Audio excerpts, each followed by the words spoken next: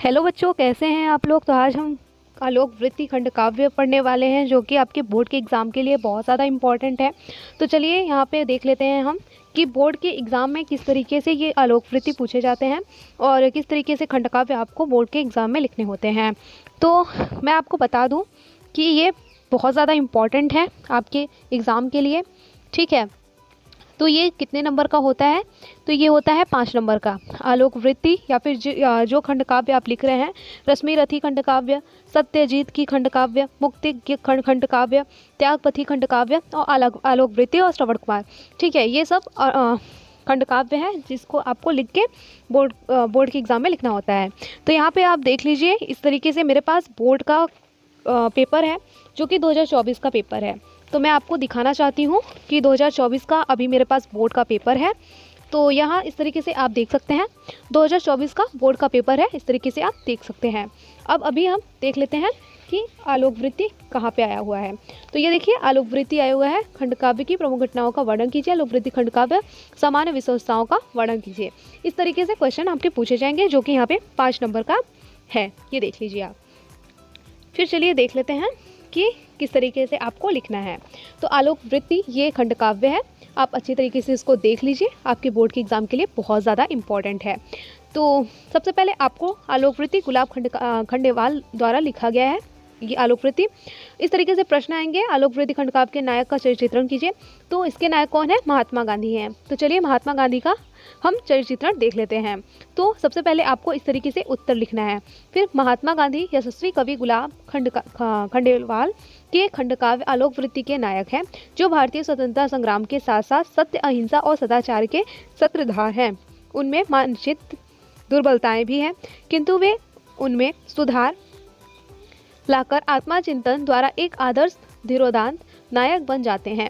तो यहाँ पे गांधी जी का चरित्रण करके बताया गया है। तो इसी तरीके से आपको गांधी जी का चरित्रण करना है और एक एक हेडिंग आपको ब्लैक पेन से डालना है और बाकी लिखने के लिए आप कोई भी ब्लू पेन यूज़ कर सकते हैं। तो इस तरीके से पहला हमारा हेडिंग है मानवीय मूल्यों के प्रति आस्था। तो मानवीय मूल्यों के प्रति आस्था आप क्या डालेंगे? राष्ट्रपिता गांधी जी में मानवीय मूल्यों के प्रति घोर आस्था है, वे बचपन से ही मानवीय मूल्यों की संस्थापना के लिए ललायित हैं, ठीक है। ये हमारा पहला हेडिंग जो था वो कंप्लीट होता है। इस तरीके से आपको लिखना है, बिल्कुल इसी तरीके से साफ सुथरा लिखना है। फिर दूसरा है स्वतंत्रता के प्रति ललक। महात्मा गांधी में देश की स्वतंत्रता के लिए बचपन से ही ललक है, वे उस स्वतंत्रता की प्राप्ति के लिए अपने प्राणों की बाजी लगा देते हैं। इस तरीके से हमारा दूसरा हेडिंग कंप्लीट होता है जो कि स्वतंत्रता के प्रति ललक, इस तरीके से आपको हेडिंग डालना है। फिर तीसरा है राष्ट्र प्रेम। भारत राष्ट्र के प्रति उनमें अटूट प्रेम था, इसके लिए तो उन्होंने वकालत तक छोड़ दिया और जीवन भर महान कष्ट सहते रहे, ठीक है। तो वो एक बढ़िया वकील थे, ठीक है, जो विदेश से पढ़ के आए थे। गांधी जी बहुत बड़े वकील थे, उन्होंने स्वतंत्रता के लिए अपनी वकील की पढ़ाई तक छोड़ दी, जो वकील थे उसका पद भी छोड़ दिए गांधी जी, ये बताया गया है राष्ट्र प्रेम में। फिर चौथा है मातृ पितृ भक्ति। वे अपने माता पिता के पूर्ण भक्त तथा आज्ञा पालक सेवक थे, उनकी सेवा में कोई कसर नहीं छोड़ते थे। वो अपनी माता पिता का जो बहुत ज़्यादा सेवा करते थे, उनके प्रति अटूट भक्ति थी उनके लिए, ठीक है। अब आगे हम देख लेते हैं आगे कौन सा प्रश्न है। फिर इस तरीके से प्रश्न दूसरा है आलोक वृत्ति की कथावस्तु कथानक पर प्रकाश डालिए। आलोक वृत्ति खंड काव्य की कथा गांधी जी के जन्म से लेकर स्वतंत्रता प्राप्ति तक ऐतिहासिक कथा है। इस कथा को 8 सर्गों में विभाजित किया गया है। कथा इस प्रकार है, ठीक है। प्रथम सर्ग आएगा, तो आपको प्रथम सर्ग में क्या क्या लिखना है वो आइए हेडिंग में हम जान लेते हैं। भारत का अतीत। कवि भारत के स्वर्णिम अतीत वर्णन का तत्कालीन भारत दशा का वर्णन करता है। इसमें नई मानवता का जयघोष किया है और गुलाम भारत के जागरण की आवाज़ ऊंची की है। देश के जागरण की आवाज़ ऊंची की है। देश गुलामी की जंजीरों में जकड़ा था। स्वतंत्रता की प्रथम क्रांति ठीक 12 वर्ष पश्चात गुजरात प्रदेश के पोरबंदर नामक स्थान पर महात्मा गांधी का जन्म हुआ। अब महात्मा गांधी का जन्म कहाँ पर हुआ था? पोरबंदर में। और आप मुझे कमेंट कर बताइए कि कब कौन से सन में महात्मा गांधी का जन्म हुआ था, ठीक है। गांधी जी के जन्म के साथ ही प्रथम सर्ग समाप्त होता है। प्रथम सर्ग में क्या होता है? गांधी जी का जन्म, ठीक है, वो कहाँ होता है? गुजरात में, पोरबंदर में, ठीक है। अब आते हैं दूसरे सर्ग में। दूसरे सर्ग में गांधी जी के प्रारंभिक जीवन के बारे में। खंडकाव्य की कथा में दूसरे सर्ग में महात्मा गांधी गोरे शासक के विरुद्ध बचपन से ही लड़ने की ठानी थी, क्योंकि अपने पिता कि मृत्यु होने के बाद कुछ समय बीतने के बाद इनका विवाह कस्तूरबा गांधी से हो गया। ये पुरानी परंपराओं को तोड़कर अपनी माता को आज्ञा लेकर विदेश चले गए। जब वहाँ से लौटते हैं तो उनमें माता का भी देहांत हो जाता है, जो कि बहुत दुखी होते हैं। ठीक है, इसमें गांधी जी कस्तूरबा गांधी से विवाह करते हैं और विदेश जाते हैं पढ़ाई के लिए, और पढ़ाई करके वापस आते हैं तो इनकी माता का मृत्यु हो जाता है। तो द्वितीय सर्ग में यही बताया गया है।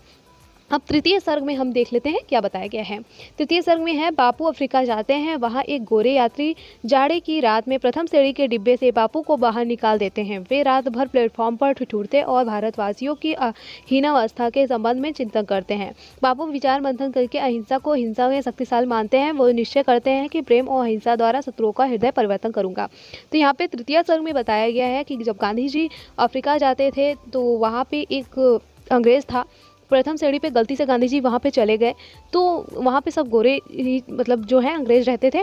वहाँ पे प्रथम श्रेणी पे डिब्बे पे बैठ गए वहाँ पे। तो क्या हुआ कि गांधी जी को वहाँ पे धक्का देके गिरा दिया, और गांधी जी बहुत ज़्यादा ठंडी थी तो उनको बहुत कष्ट हुआ कि अब मैं ऐसा करूँगा कि अब मैं प्रेम और अहिंसा द्वारा शत्रुओं का हृदय परिवर्तन करूंगा और इस भारतवासियों को स्वतंत्रता दिलाऊंगा।